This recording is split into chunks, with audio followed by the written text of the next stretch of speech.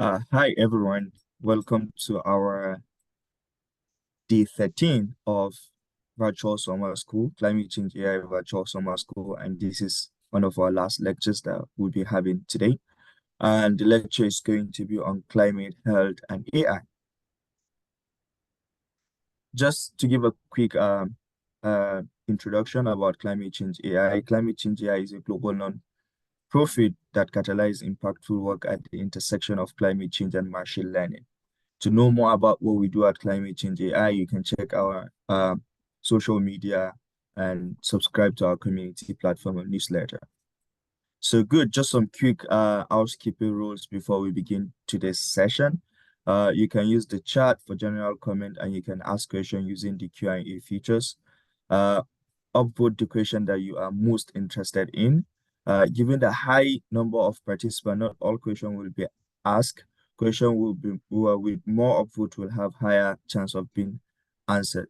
So please feel free to ask any question that you have in the chat as mentioned earlier. So this session for today is going to be from 9 to 11 a.m. UTC, and what our facilitator is Professor Sara Khalid. Good.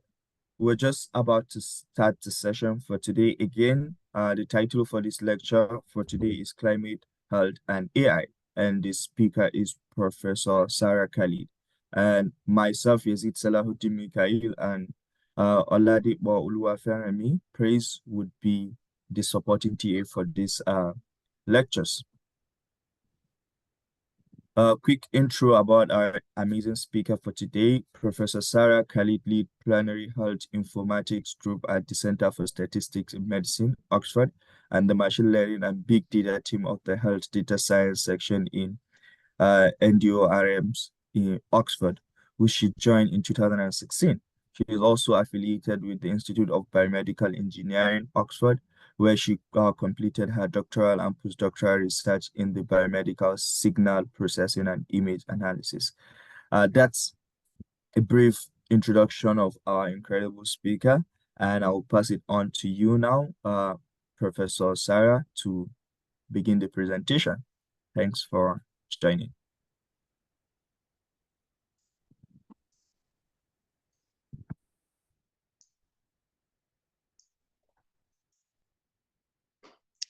Thank you very much. Can you see my screen all right?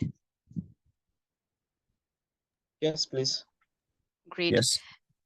Well, it's a real pleasure to be here today. I can see that the participant numbers are creeping up, so we're still rolling in with people.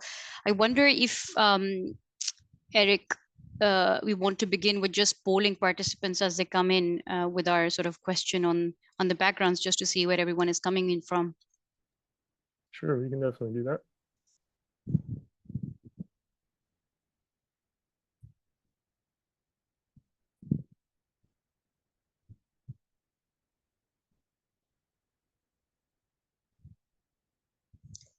So I guess this question is for everyone who's just connecting, just to pop in whatever you think is best describes your own background, and you can, I think, choose more than one areas. This is just for us to get a sense for where you're connecting from.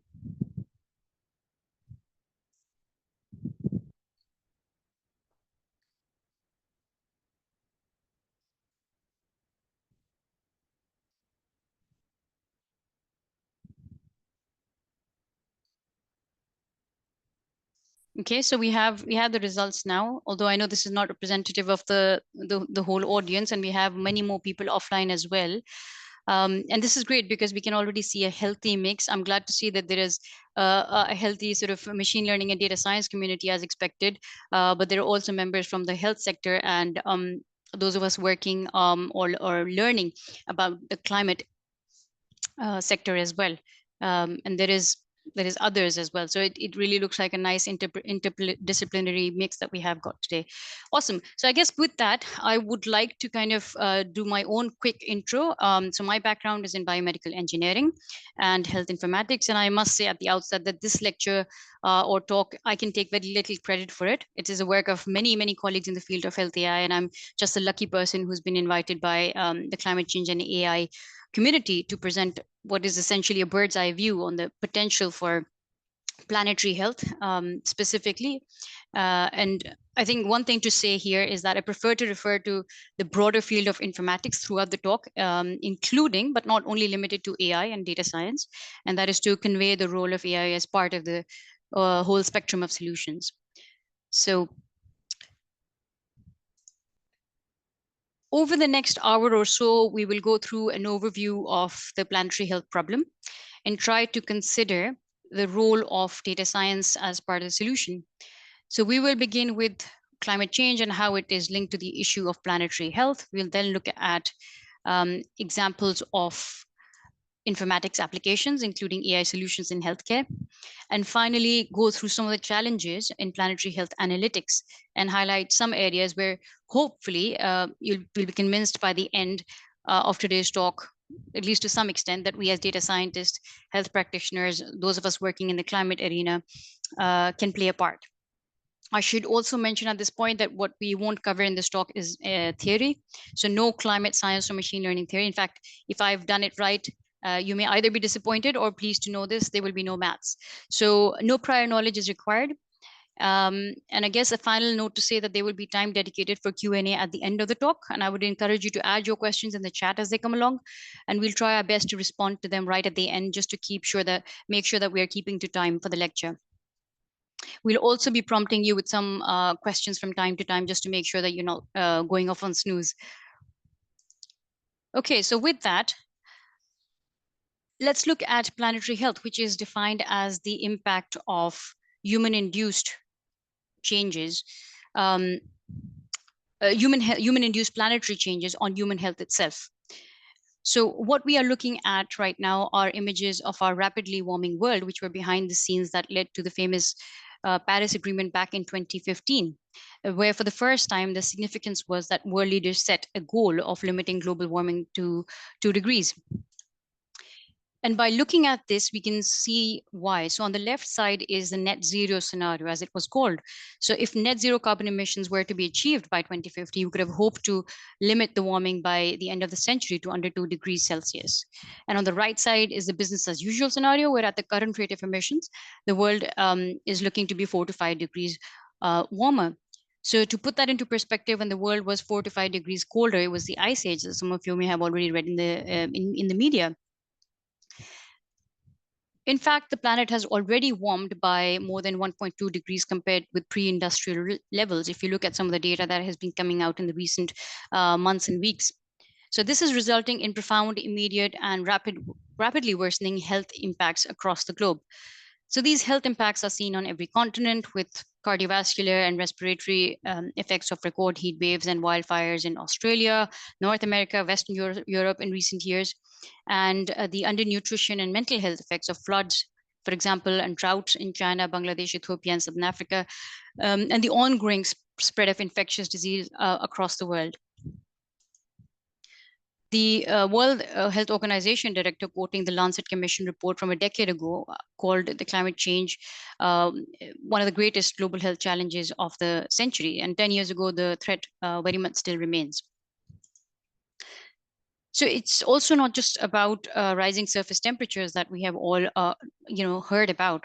A quick look at the NASA's climate dashboard, for example, shows that some of the other key indicators of the planet's health, including carbon dioxide emissions and sea levels, are increasing almost concurrently with temperature, whereas sea ice, which traps heat, is on the decline, conversely. Some of these trends can be leveled off with net zero, arguably, although sea levels are set to rise even if net zero is achieved. In addition to overall changes over time, there's also the issue of variability, so that there are more extreme events in the day-to-day weather, such as heat waves, floods, droughts, wildfires, cyclones that we all read about in the news. And each of these has its own human cost. Then in addition to so there is also the issue of biodiversity loss, where the Earth, according to the WWF, has lost a majority of its wildlife in the last decade, in the last 50 years. The WWF investigated a sample of 10,000 species and found that in the last 40 years alone, approximately half of the species on the planet have been wiped out, according to their estimates. So that in itself is staggering. For planetary health, it's also sobering, since the health of humans depends intrinsically on the health of the entire planet and all the species within it. So the era that we live in has been called the age of great acceleration in terms of technological and socioeconomic progress. And ironically, it has led to tipping points for anthropogenic climate change as well. So out of all of these exponential curves and wedges that we have probably all seen in some way, shape, or form, perhaps the most important one is this one, which at the bottom right, which shows that a global warming can be controlled within the next 20 years with net zero, number one, and that the time to do that, or the time to act, is now. So that's a little bit about the backdrop of climate change. Probably nothing very new there. But now thinking of the links with health. So the role of environment or climate on health is, at least that of environment, is very well known and charted. So the WHO has been monitoring this for a long time now.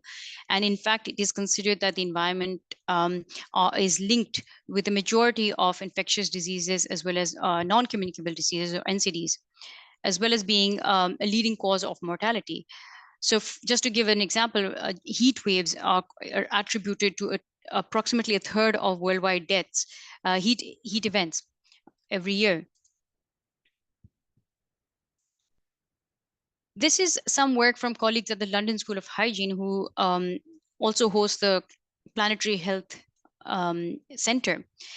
And they led the first Lancet Commission report on climate change, and it showed that health impacts of climate can be both direct and indirect, as well as downstream effects. For example, from climate-induced or exacerbated migration and conflict.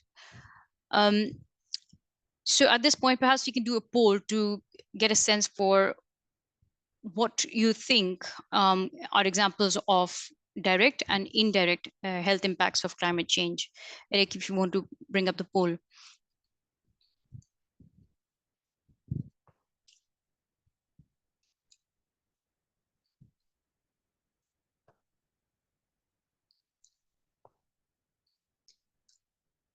So it's the one before that, Eric. Sorry about that. I think that was a free response one, Sarah. Yeah, so the question here is for the audience, can you think of a direct and indirect health impact of climate change? And I guess maybe people can feel free to, type in the chat as well if they find that easier.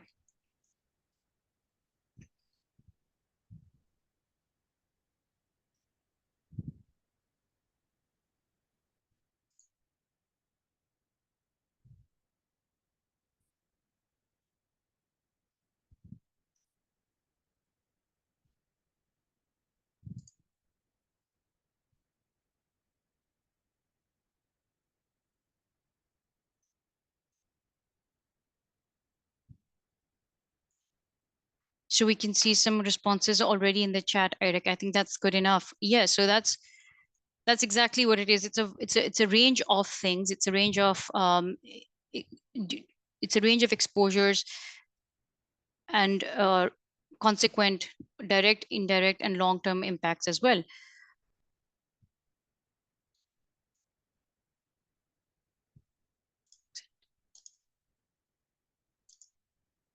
So these impacts, as you've rightly been adding in the chat, can be direct. For example, some people wrote heat stroke from heat waves. Respiratory illnesses came up, such as those from air pollution, injury as well, and mental health impacts of extreme, for example, cold exposure. Then there is indirect impacts as well, such as those of malnutrition from food shortages caused by droughts, or climate impacts on crop yields, for example, waterborne infections from unsafe drinking water caused by flooding, dietary diversity loss due to biodiversity loss, and long-term or downstream effects, for example, climate-induced or exacerbated migration and conflict itself. So it should be emphasized at this point, however, that the actual chain of cause and effect is often extremely complex and depends on a combination of many factors, including socioeconomic ones, which influence public health infrastructure, access to adequate nutrition, safe water, and effective sanitation in any community. So we're going to have a slightly closer look at some of these impacts. Now, the biology of the effect of heat, for example, on human body is fairly complex. And as a non-clinician, I would not be the right person to talk to you about it. But what we do know is that exposure to extreme heat can make you unwell immediately, as well as in the long term. In fact, even there are medications that can increase or decrease sensitization to heat. The other thing to bear in mind is that not everyone is equally at risk. So at this point, we wanted to ask you who you think are within a given population, which groups are most at risk of something like heat-related illness. So due to exposure to extreme hot weather. Eric has kindly pulled up a poll, so feel free to select one or more of these groups that you can see on the screen.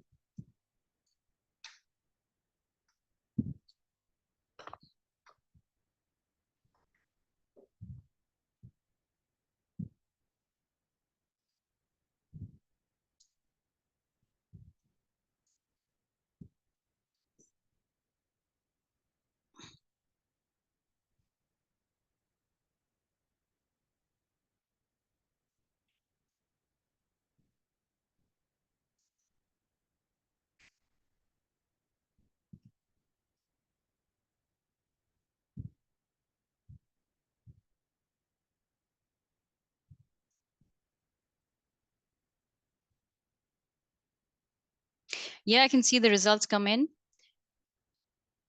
That's really interesting.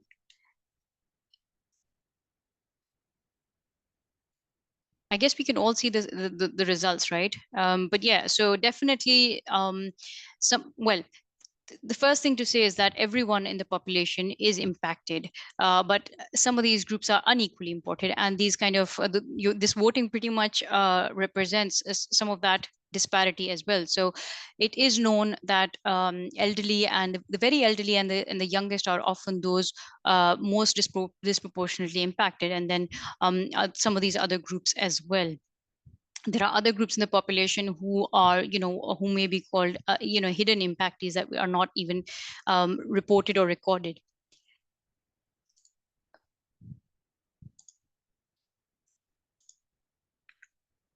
So, for instance, those that have underlying health conditions, such as the ones that are shown on the right of the screen, can also increase the risk of an individual's heat-related illness. And as the poll indicated, the elderly and the very youngest are at increased risk. Similarly, there may be others that are less well understood, such as due to where you live, what you can afford, and your genetics.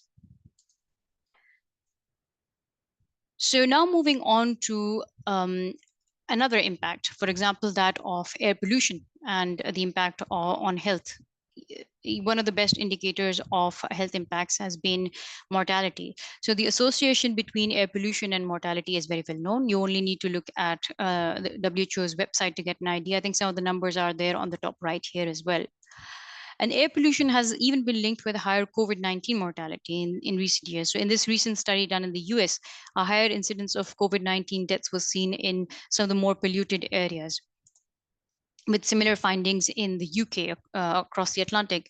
There was a further link found with ethnicity as well. So you can already start to get a sense for the multifaceted nature of health impacts, in the sense that ethnicity was found to be strongly correlated with air pollution exposure, especially in communities which were ethnically diverse in the UK. They were found to be more likely to living in polluted areas.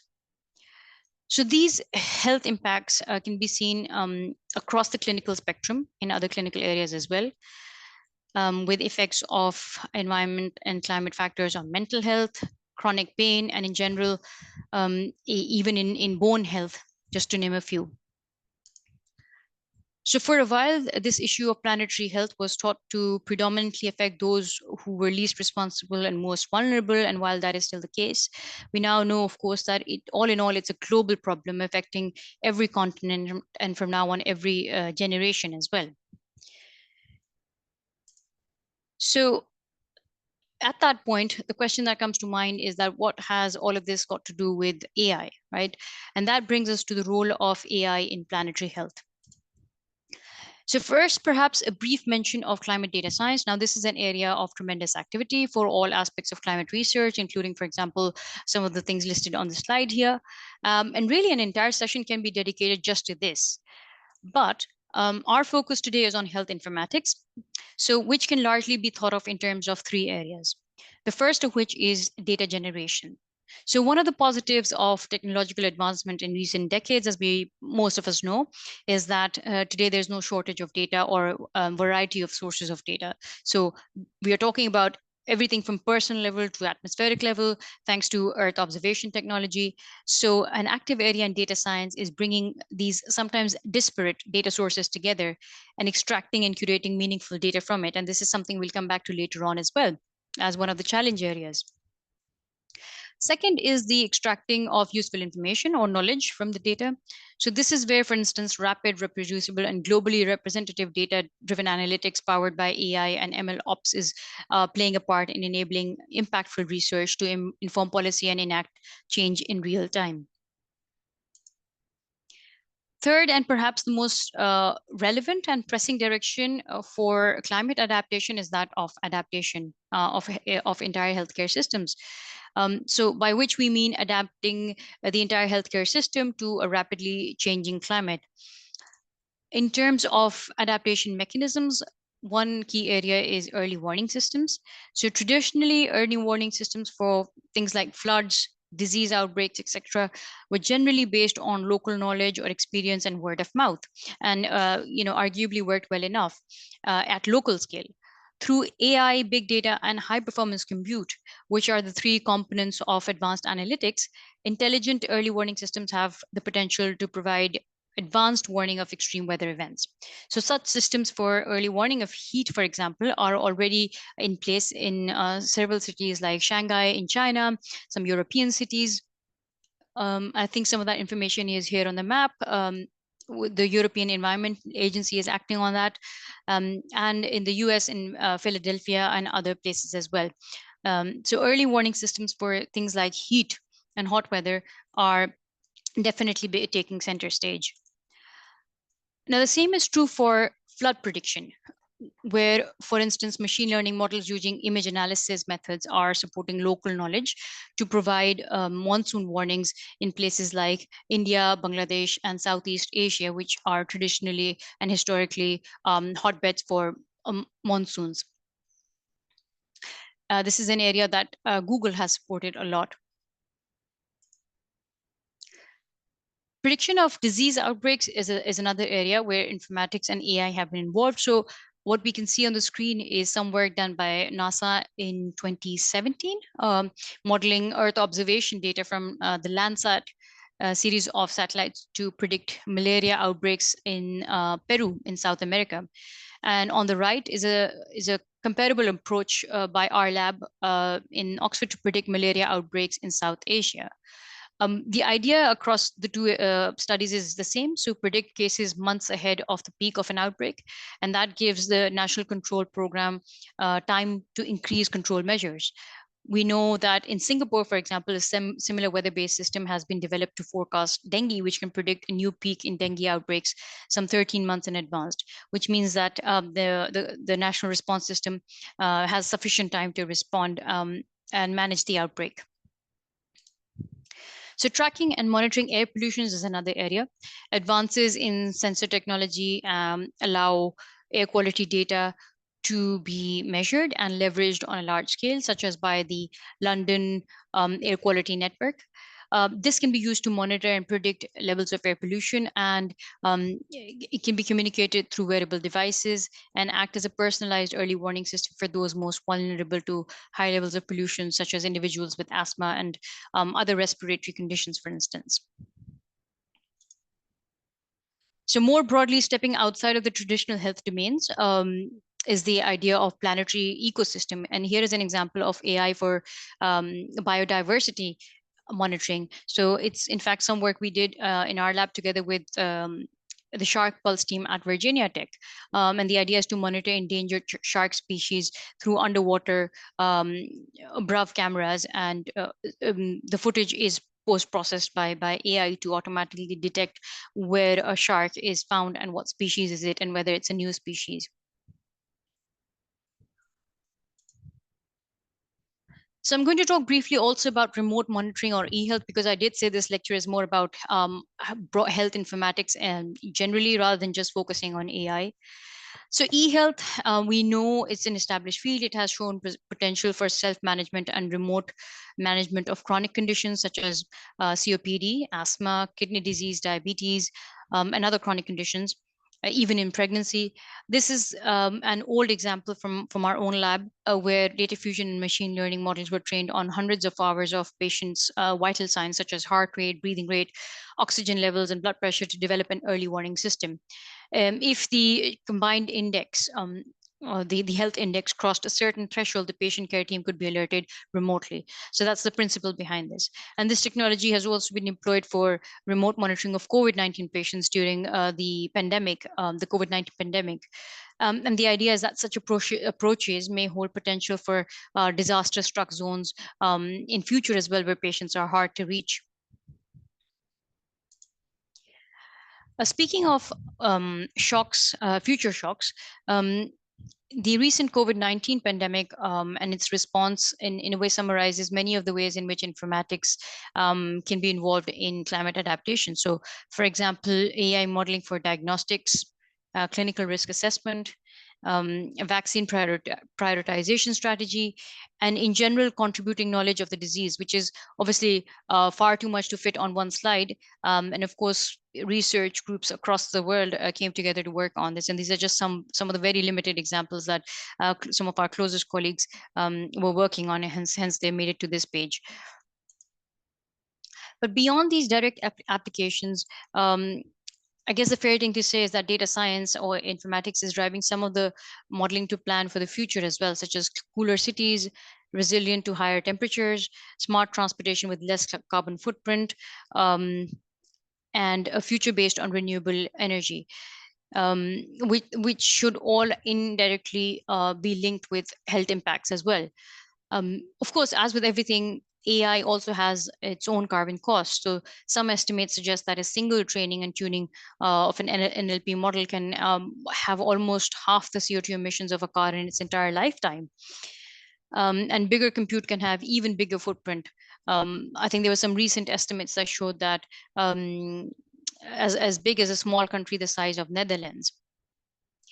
So although this is something that's outside the scope of this talk, it's an important area, and we know that there is a move towards more green AI and away from red AI, and just as a move towards more ethical and responsible AI.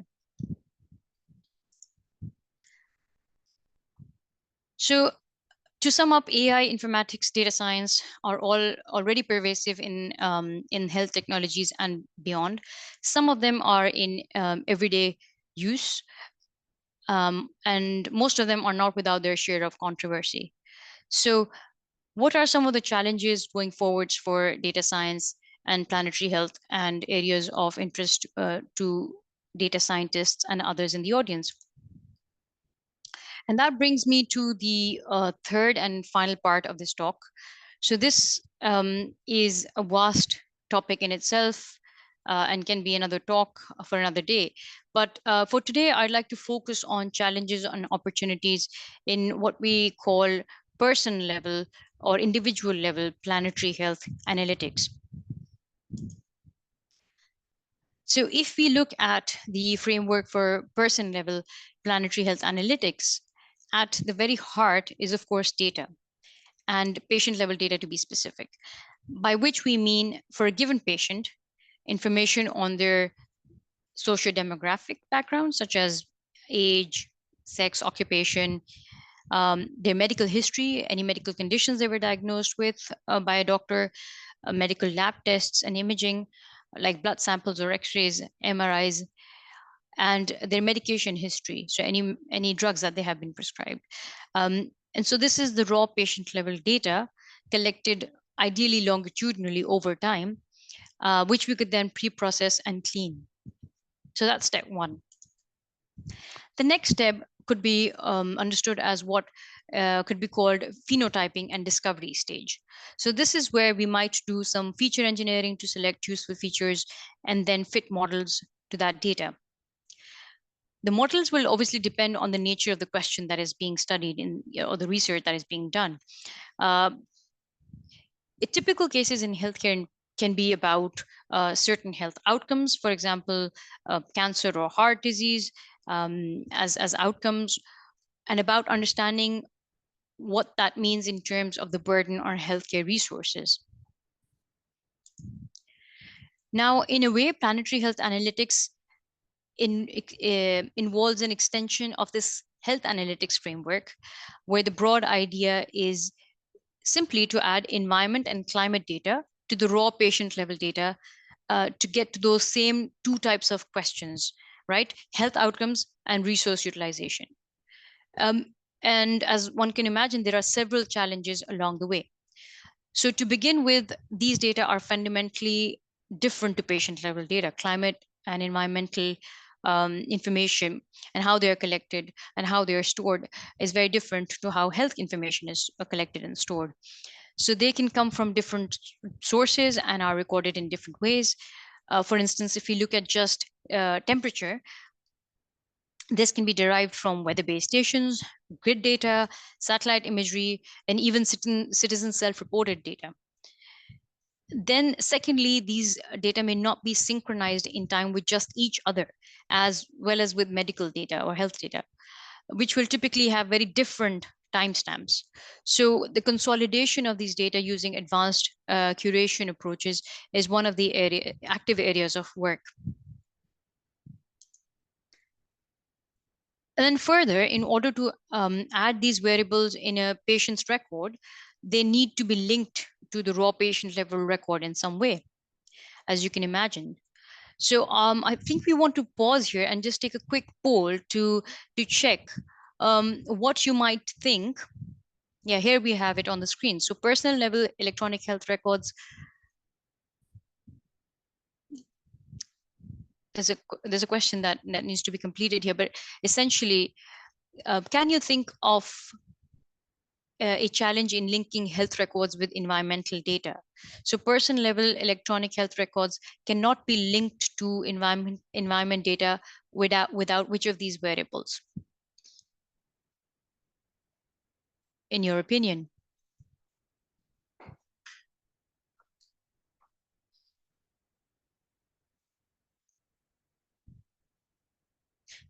These poll questions are great because they also help us to keep a sense of how many of you we've lost along the way.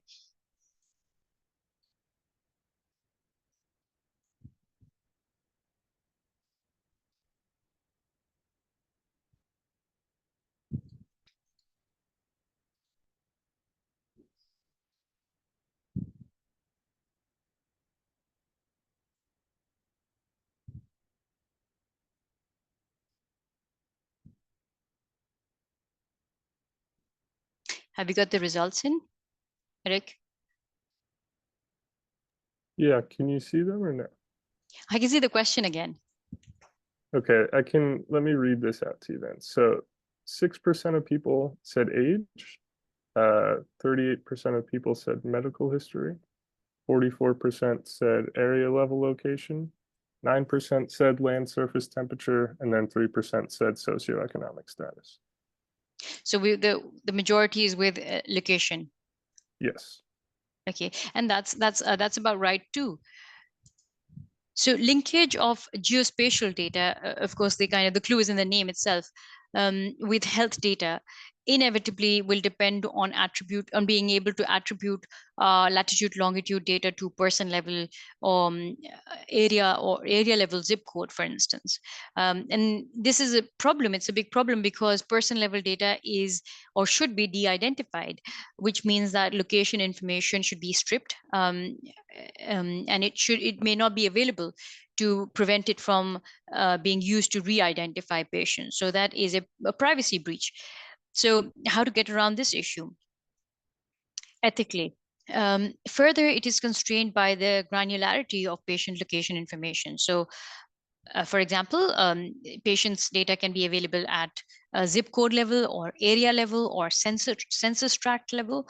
And in their granularity, this granularity can limit the level of detail that these data can be analyzed at.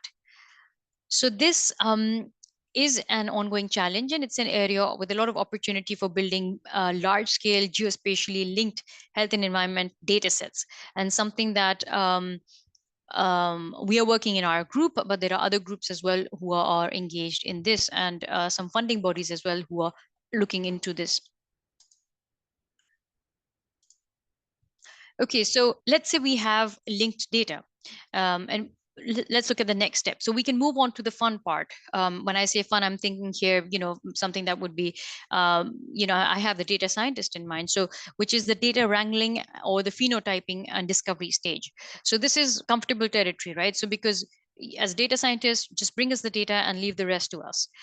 But now there is the data quality hurdle to cross. So, and really this is, as a data science talk, it cannot be complete without mention of data quality, right? But really, data quality is a talk in its own right. It should be, and there are other talks on this subject probably at the summer school as well, which you may wish to explore. But just to give you one example, let's look at the idea of the issue of data quality around heat recording. So there is what is known as the International Classification of Diseases, ICD-9 and ICD-10 systems that contain specific codes for attributing, for example, death or mortality due to exposure to excessive natural heat, right, in medical records. Similarly, that for recording excessive death due to excessive natural cold. So there are codes to record this in medical records. However, medical records will not always include information on weather conditions at the time of the event.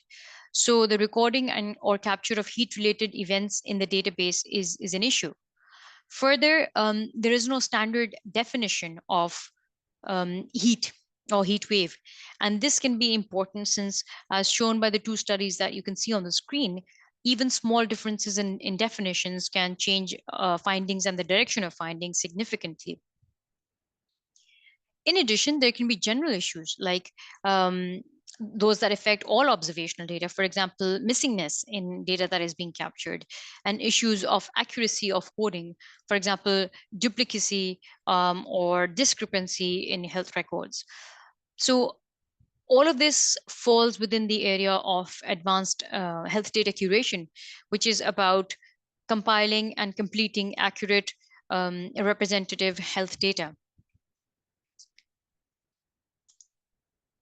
Speaking of data, let us think about where is big data in healthcare coming from? Essentially everywhere. So electronic health records, wearable devices, genomic testing, GP records, registries, biobanks, other digital devices. But probably you can see from this that there are some challenges with data. For example, all of these that I've just mentioned, these are digital devices. And so the issue is that many electronic sources can mean that those on the wrong side of the digital divide can be left out. So for one, data can mislead, i.e. it may not be representative of everyone in the general population. So that's one way. Perhaps, Eric, we can poll our next question, which is about what you think in the audience, what are the ways in which, other ways in which data may be biased?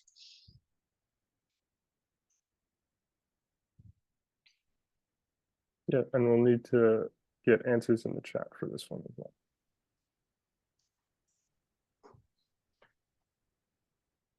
So if you'd like to think about health data particularly, what is, in your opinion, some of the ways in which these data can be biased or misleading?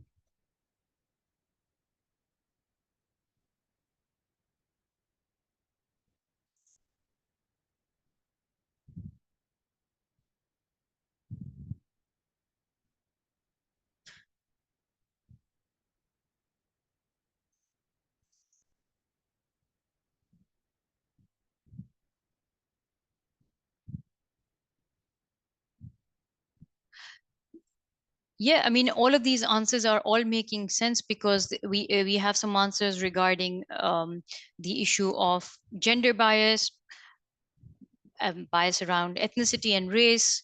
There's more about gender bias, underrepresentation of certain groups. And this is an interesting one about who is collecting. And we have seen this, that all of these are factors that can lead to bias in data as well in the real world settings.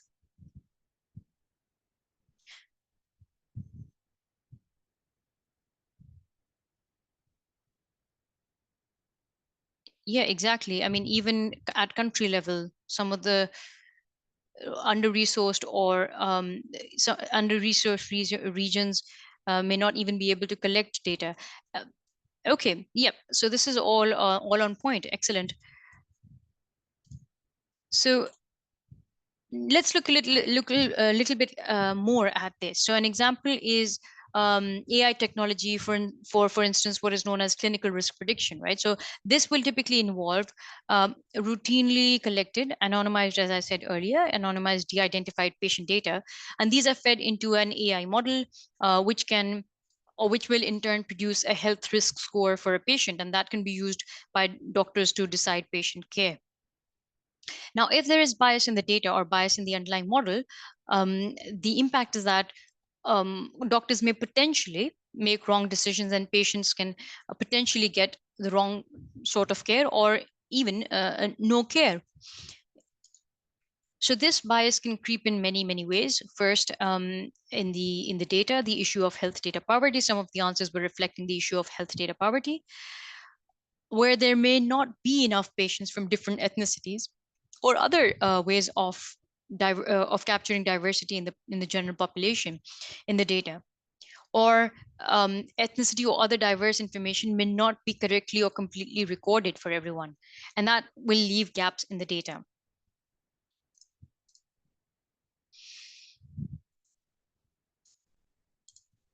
So as a result, underlying data may not be representative of everyone for whom the technology is intended to be used for.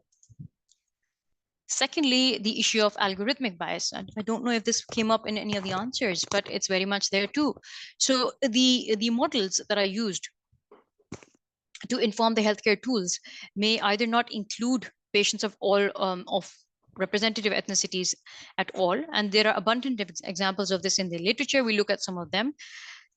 Looking into modeling bias, for example, a study in which the Center for Statistics in Medicine was also involved, is that most prediction models were found to be at high risk of bias and therefore not suitable for triaging patients in clinical practice, and that's what where it actually matters. So considering mechanisms of algorithmic bias, one is race correction. Then there is the issue of so this is an example from pregnancy, which you can read about more. We've put the link to the paper here. Then we've seen many international examples of race corrections. I won't go into each one individually. Then there is the issue of proxy prediction, and then there can be other ways as well. And we've tried to box them in some of these 4 categories here, just to summarize this. So modeling assumptions, data bias can lead to oversensitive models, but more importantly, it can misestimate a real person's health risk, meaning that at an individual level, patients could get the wrong care. And as at a societal level as well, some groups of patients might inappropriately be either over prioritized or under prioritized, which can in turn affect patient and public trust as well. So this is in a way reflecting the power of health data as well as AI, or in fact, a combination thereof. So to myself as an engineer, it's almost a case of reverse engineering, where in a way to fix this sort of what you might call inequity or disparity via AI, we first have to get to good data on everyone, data that is representative. And as this work nicely illustrates, the sort of a positive feedback loop where lack of access to healthcare in the first place can lead to lack of representation in healthcare data. And this in turn exacerbates underlying systemic inequities. So thinking of challenges, this is definitely a big one. Now, inequity in health was really highlighted during the COVID-19 pandemic, where people from ethnically diverse backgrounds in some regions of the world were disproportionately affected. But we know that inequity is not limited to a pandemic. It's a long-standing global multifaceted issue, and that it comes with a huge economic and human cost. So without going into too much detail, I will just bring up this and leave it here for you to look at later. Some work we did in the UK to understand who was really represented in healthcare data and who was missed out.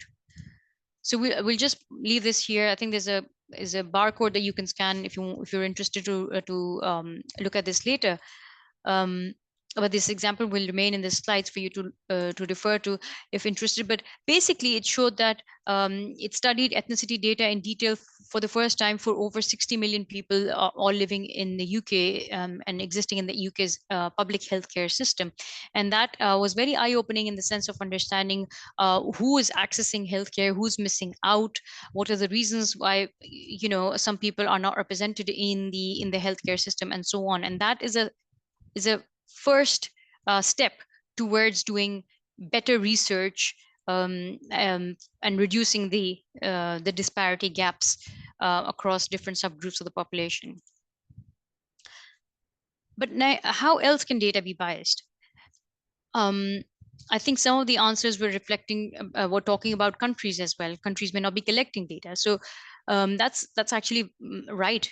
So we're talking about planetary health and the fact that it affects everyone. We want to aim for something that is globally representative in terms of solutions. So we need to gather data that are globally representative as well. But what if the data that are available represent only some parts of the world? Or more typically, that there is some data being generated in various places, but that data all takes different shapes and looks different and follows different standards, has different quality, and such as this analogy with electrical standards. So that's another challenge of standardizing data from heterogeneous sources. And you may be surprised, but this is an extremely common scenario, at least in healthcare. So one major opportunity area for those of us interested in health data sciences is to explore the area of standardization, i.e. building common data models that can be understood by and used by anyone and everyone in any country. So I'll just give one example here of the Open Health Data Science Collaborative. Odyssey, it's an example where data scientists from across the world are working with health experts and environmental scientists to build common data models. And as a data custodian or data owner, you need to map your data to a common data model, but there's no data sharing or transfer involved. This is an approach that gets around some of the issues in health data, such as privacy, governance, reproducibility. But I don't want to go into too much detail about that. If you're interested in how this and other standards can be leveraged for planetary health, please feel free to ask later on in the chat or reach out. But let's go back to the framework, the analytics framework that we were looking at. So in summary, there are several considerations, and each of these is an active area within health data sciences.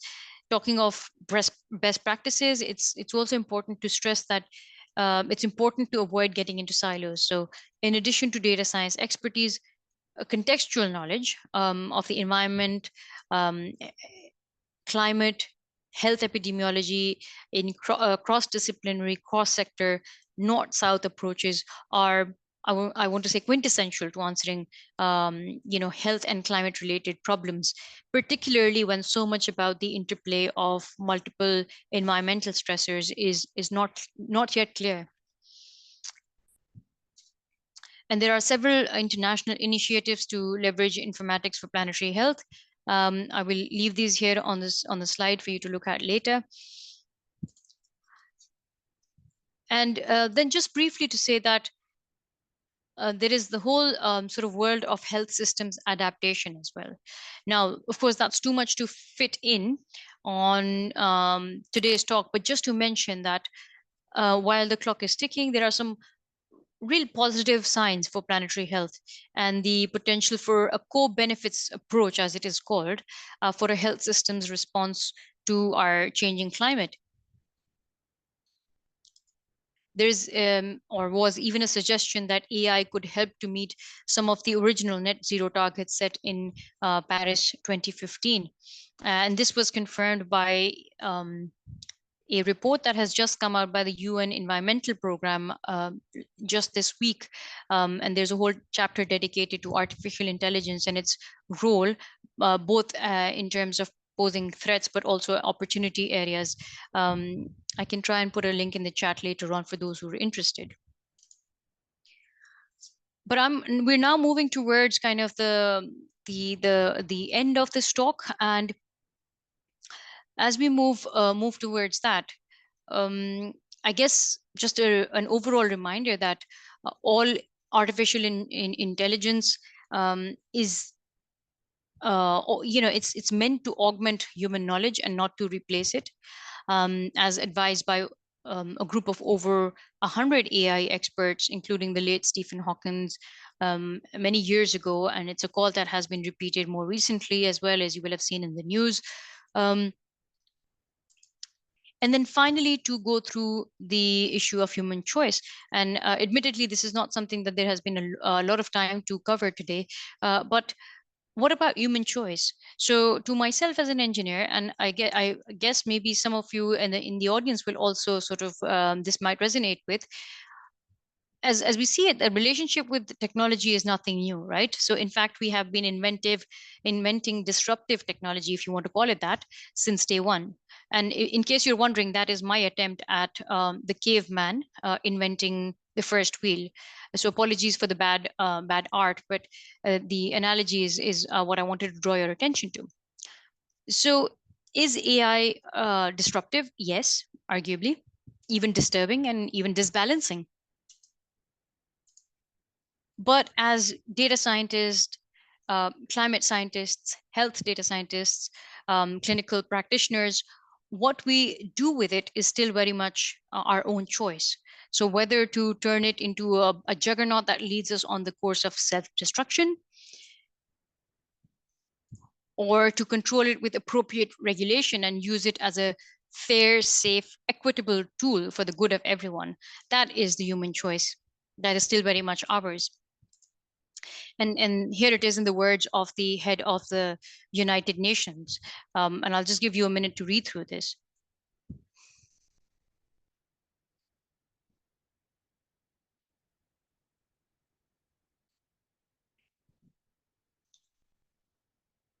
So we need rules, we need safety and universal guardrails, and we need to do it all now. So that's just a repeat of that quote. But on that note, I would like to kind of really to wrap up by saying that, yes, while there is a real and present threat, in fact, many would view both climate and AI as threats, there's also a great opportunity, perhaps a compound opportunity. And I guess today's gathering knows just as well as any other that in today's world, there is no shortage of data or analytical power. So as a community, and as individual data scientists, it really is up to us to decide how to use that power. And planetary health, by extension of health care, is an area in which I hope that you have been able to see how all of us can play a central role with, for example, data science and AI as amongst some of the tools at our disposal. Yes, so I'm going to stop here and pass it back to Eric. And I think we can, then there's a plan to move into a Q&A session. If you have any questions, please feel free to put them in the chat. Thanks for listening. Amazing. Thank you so much for the wonderful facilitation, Professor Sara. We have a couple of questions already here, and I'll be reading them to you. Yeah, the first question is what type of medication is available against extreme heat? That's the first question that appears on the Q&A section. That's probably a question for a medically informed person, much more than an engineer. But what I can say to that is that in at least some of the work that we are doing with doctors, there is clearly a recognition that all of this is very new.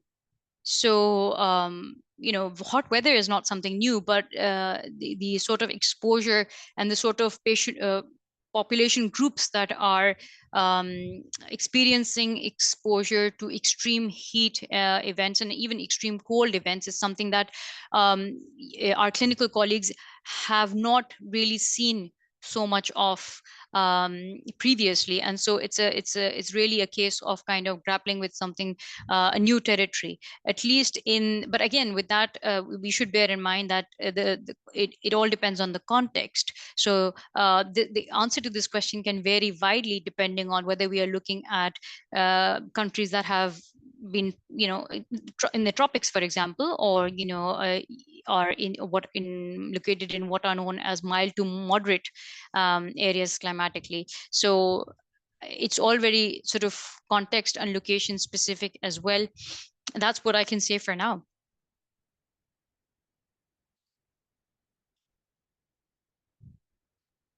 Amazing.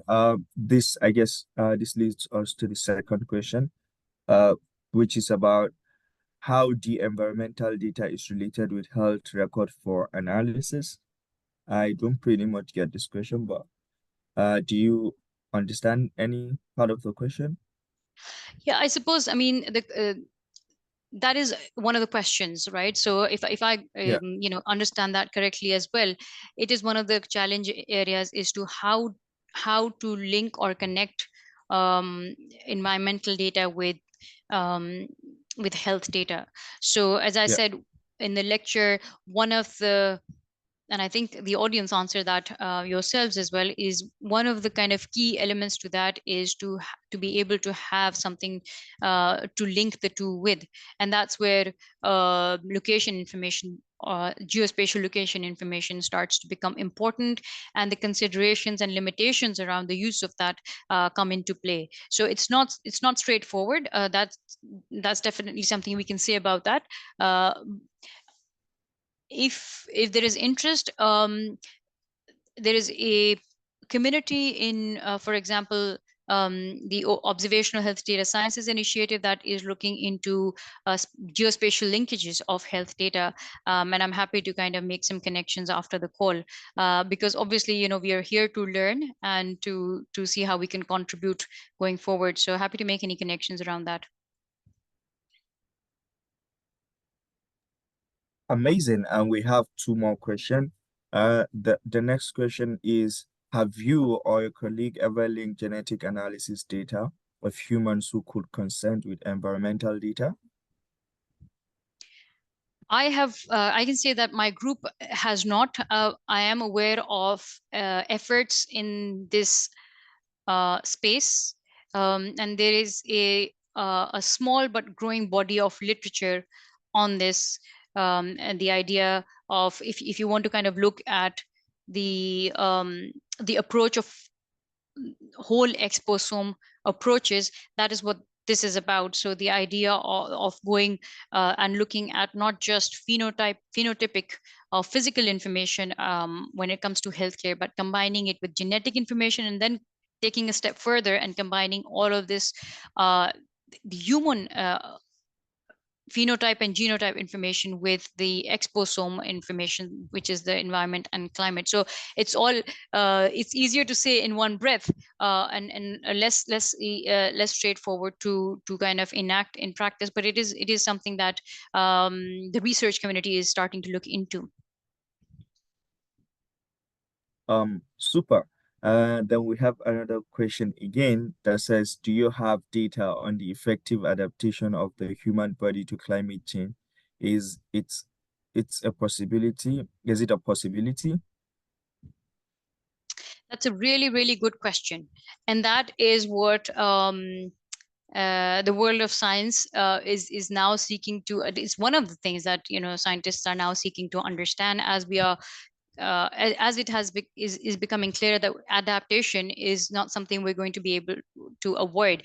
I mean, there's a lot of talk about mitigation, but one way or the other, human beings and the human body is going to have to learn new ways to adapt. So whether there is data on this already, that's a good question.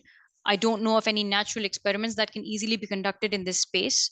There are some, let's call it, wet lab experimentation that has shown indications of what is known as the wet bulb threshold, which is what is theoretically the threshold of human tolerance to hot weather.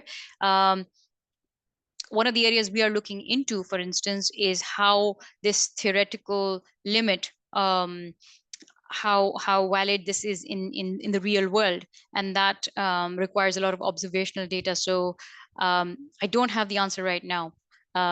Maybe it's something to kind of work on, and also keep your eyes peeled for as well. Amazing. Then the next question, please keep the questions coming. We have time to answer as many questions as possible. This question says, what is evident through day-to-day living? That is the rise in temperature each year and more. I don't think this is like a question, but more of a comment, and I'm going to read it to you in case you have anything to add to it.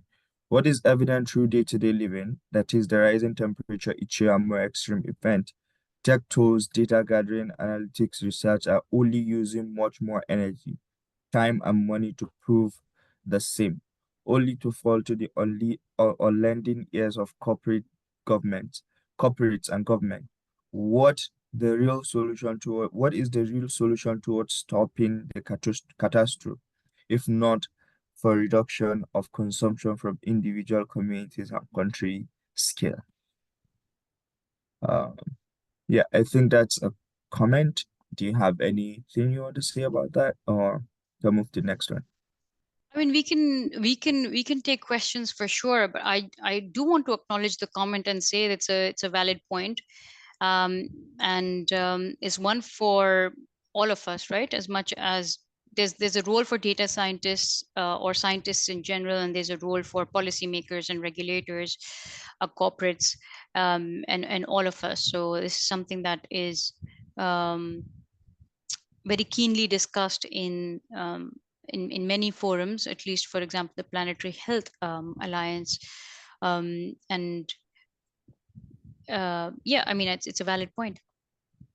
Good. Then the next question says, is there evidence of changes or talks of changes, at least on the policy level, based on scientific research on the effect of extreme weather on health?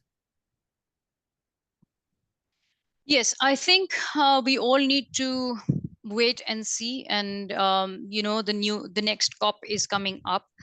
I mean, there are obviously many schools of thought around the actual effectiveness um, of these international sort of touch points.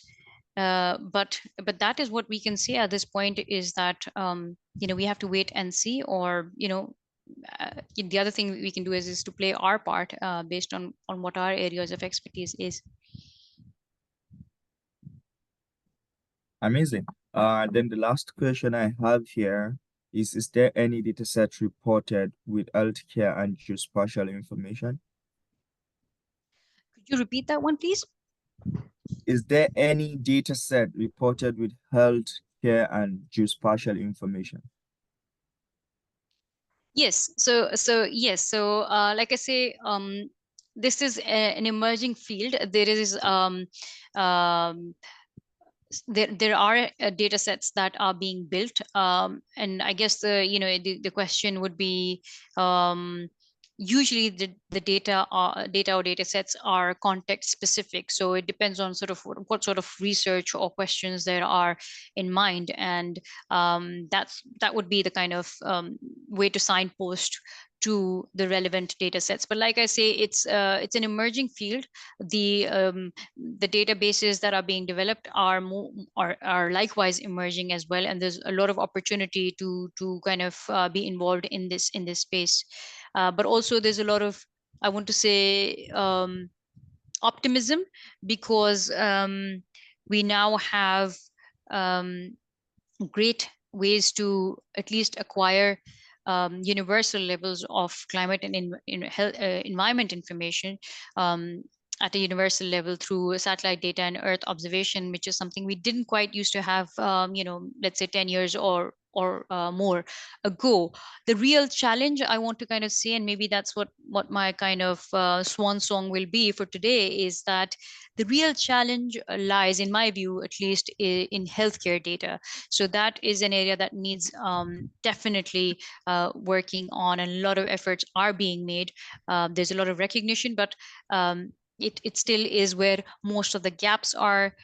Some of the gaps are to do at the algorithmic level, but a lot of it is systemic gaps. And if you remember that diagram in the middle of the talk, which showed a vicious sort of feedback loop, it is all of those systemic underlying inequities that are still very much kind of there in terms of health data. So it's about thinking about how we can close the gaps there, really.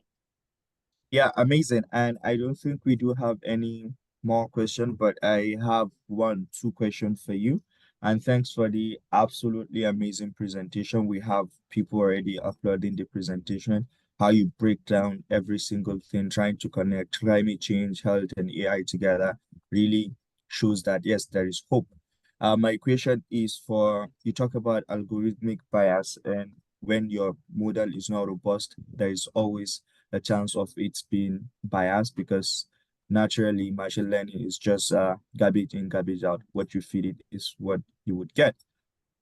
So for countries like developing countries in Africa where data on healthcare is a very big challenge, what are some of the key recommendations you can make, and what are in what way do you think this AI or health informatics can really help countries like that to change the narrative in terms of their healthcare system and how climate change affects it? Yeah, thank you for that. Really, really good question. I'm really glad you brought that up. And I guess to cut a long story short, at least to someone like myself, there is no, unfortunately, no shortcuts around this other than kind of, we always say good data leads to good models, which lead to good healthcare. So if you connect the dots, it really is a case of going back and making sure that we are able to get good data in the first place. And you mentioned low middle income countries, or under-resourced regions in the world, and yes, and in a way this connects to the previous question as well about the gaps in health data. We know that there is data paucity, there is data poverty, but at the same time, we are seeing a lot of efforts around that because of this recognition. And so I think it is already, and if not, it is soon going to be a case of not so much a lack of data, but good governance around that data, as well as capacity building in a local context driven way, to ensure that that sort of gold mine of data that is now becoming becoming created and curated everywhere in the world, to be leveraged appropriately, ethically, responsibly, reproducibly, and safely, um, for good research to inform whatever it is that we are interested in, whether it is to form new policies, or to come up with breakthrough healthcare solutions and so on. So I guess that's what I'll say is, it's a case of kind of, we have to do it to see it done.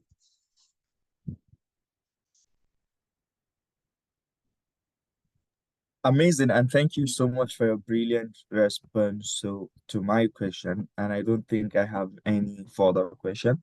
I'll just give it to you to see maybe some. I know you've said some final word earlier when you're trying to wrap up, but if you have more thing to say before we call it a day, please go ahead. And we have today is the final day for the virtual summer school, and we have a closing presentation we are going to be making.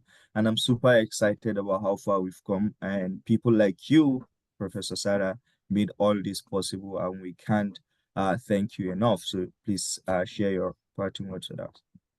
Thank you very much, Aziz. Thank you, Eric, as well, and all the organizers. I just want to acknowledge our audience today, and it's really heartening to see that this is more. This goes beyond being a typical sort of data science venue, and you see people who are interested in a cross sector, across different sectors that are taking interest and learning about climate change and its impact. So that, I think, is actually one of the keys. As I said, this. What has been called kind of the greatest health challenge, or greatest challenge facing humanity of this of the century, is not something that is going to be cracked by working in silos. So that is where all the cross sector, cross disciplinary collaboration, as well as discussions and viewpoints come into play. So thank you to the audience for joining this, and finally just acknowledging the role that the climate change AI community is playing in filling a large gap. And I hope to see this initiative and endeavor continue for many years to come. Thank you. Thank you so much, Professor Sarah, for the wonderful presentation. And for the participant, please, we have a feedback from in the chat. Please go ahead and fill it. This is going to go a long way in ensuring that we improve the quality of lectures that we bring to you going forward. So thank you so much, and we look forward to seeing that. Now we are going to the closer remark, and we're just going to take our participant quickly through how incredible journey this has been so far in the last 13 days.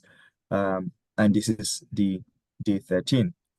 So first, we would like to start by thanking our incredible partners who made this possible, starting from Google, DeepMind, GitHub, Cipher, and Mila.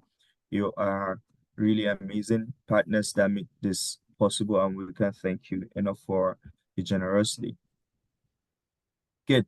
So over the last 13 days, spread across 7 weeks, including the buffer week, we've had 20 lectures and 11 tutorials brought to you. And this varies across different sectors of climate change and AI, how it intersect. We talk about the intro, AI and forestry. We've talked about AI and wildlife. We've talked about climate change, AI and policies. We've also talked about climate science, weather, ranging to monitoring and empirical estimation of influence of weather and climate action on socioeconomic outcomes, and many more.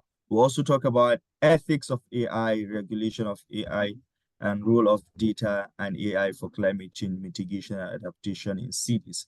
These are the various topics we covered during this summer school, and we hope that the participants are already getting a hold of it.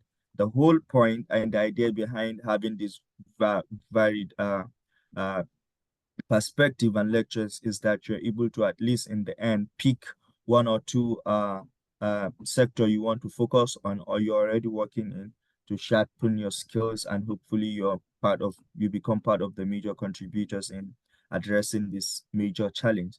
So what is the quick recap? So over this period, we have over 4,000 members in the community platform for Virtual Summer School 2024, and we have over 20,000 lecture views and almost 7,000 hours of watch time, which is incredible to me. So this is to say another big thank you to the participant for staying active throughout this summer school. It's not easy, but we're glad that you're also able to see the value we saw in bringing the program to you. So thanks for joining and growing the climate change and AI community. And this wouldn't have been possible without the incredible team behind this, led by Eric Kapp, who's been constantly leading and supporting every part of the activity. But then there's also a chunk of members of the organizing community who have been supporting. We have Amanda, myself, Elena, Maggie, Constantine Lin, Melanie, Millie, and Priya. Thank you so much for all your support and for making the virtual summer school a reality. 2024 virtual summer school a reality. And also would like to thank our teaching staff, the speakers, the tutorial developers, the lecture reviewers, and the TAs. You all have been incredible and amazing people that made this journey a memorable one. And we can't thank you enough for sharing your knowledge with all the participants that we have for this year. So thank you so much. And again, this is where Professor Sarah comes in. You really are you're an amazing person, and thank you so much for sharing your knowledge with us and helping us in democratizing knowledge or in this sector. Good. So we also have a feedback form for this for the summer school. My colleague Oluwadepo will share it on the group. So please feel free to complete this. And this also will be shared in the community platform for you to also provide a detailed feedback. So this is the final day, and there is this question of how do you stay involved or engaged with CCAI? I have some exciting news for you, and good. So we have our community channel. You can always stay in touch with us there. You can also get a lot of wide updates from CCAI there, and you're already a part of the community already. So you definitely get some updates from us. Another way to stay updated is subscribing to our newsletters. And in these newsletters, we share things around call for submissions, funding, project and courses, readings, and jobs. And these are things that you would really need as you move on with your career and as you continue to learn or chat apart in the intersection of climate change and AI. So you can also attend our future events. We have numerous of events that we have and we used to organize. We have events like Neural IPs 2024, which we're organizing. I would share more information about it in the next slide. And we have webinars that we organize. We have series that we organize and sometimes podcasts. So to learn more and to really hear perspective from experts that spent almost a decade or at least 5 years working in the sector and have led incredible work, you want to stay in touch, and that would help you in charting your own part in this sector. So good. About the Neural IPs workshop that we are going to be organizing.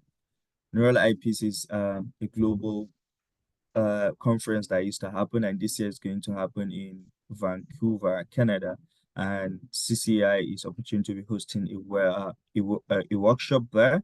And the title of the workshop is Tackling Climate Change with Machine Learning. And we have some opportunities and some key deadlines. This is to know more about the event. You can use this link or go to our website and just go to the event section. You would see the Neural IPs 2024, and we have some key deadline, which include the main workshop is going to be on either 14th or 15th of December, and location is Vancouver, Canada. And we have mentorship opportunity program for people who are interested in submitting maybe their paper or poster during the workshop. So if you want to be a mentee, you can apply using the link on the screen. And if you want to be a mentor as well, you can also apply. And we have also some key deadlines for this. As a mentee, is good. So as a mentee, you have some benefits where you be paired with a mentor who would guide you in ensuring that you make a quality submission. And the submission will go through reviews. And if you're selected, you'll be notified and on the status of your application. But generally, when you attend the Neural IPs, you get to learn about cutting edge research at the intersection of climate change and AI, which is something you just don't want to miss. So you can apply to be a mentee, and if you do, you have iterate on promises. Your mentor can support you to iterate on promising research direction, evaluate proposals, machine learning and methodologies, evaluate a proposal on climate change impact and relevance, provide feedback on writing and format, and more. So these are some of the opportunities you stand to gain. And we have a couple of opportunities. You can always stay in touch by subscribing to the channel, going to our website to learn more about what we do. And yeah, with this, I would say a big thank you. And it's so surreal to see that we've come to the end of the virtual summer school.